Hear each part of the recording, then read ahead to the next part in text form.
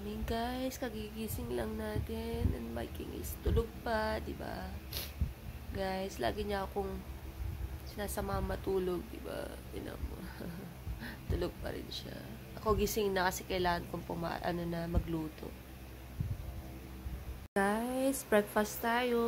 Kape, yung ube na pandesal, tsaka saging. Tsaka, ang ulam natin ngayon para sa work is yung naglaga na lang ako ng itlog, tapos rice, tapos yung leftover natin kahapon na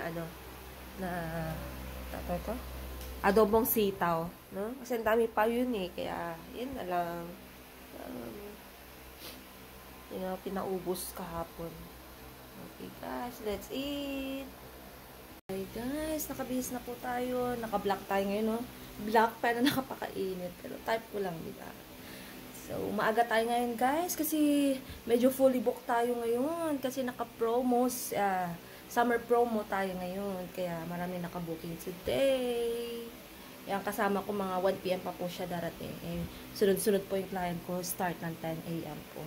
So guys, be safe everyone po kasi napakainit ng panahon. Kailangan natin uminom ng maraming tubig guys. Diba?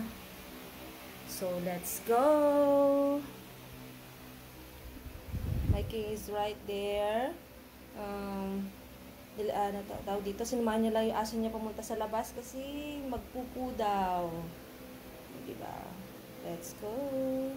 Hi babe, I'm going to work now. I'm waiting ngayon, Alexa, but it takes long time for you to come back. But I need to go now, baby. I love you. Be safe, okay? Just call me when you go now to movie. Enjoy yourself, baby. I love you. Guys, pababa na tayo. Hintay na lang tayo ng elevator. Mag-iilaw naman yan kung saan po tayo.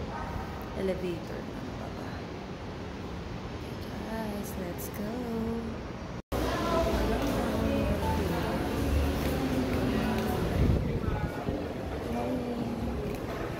Ano yan, ate? Ano yan? For registration ng Okay. Thank you.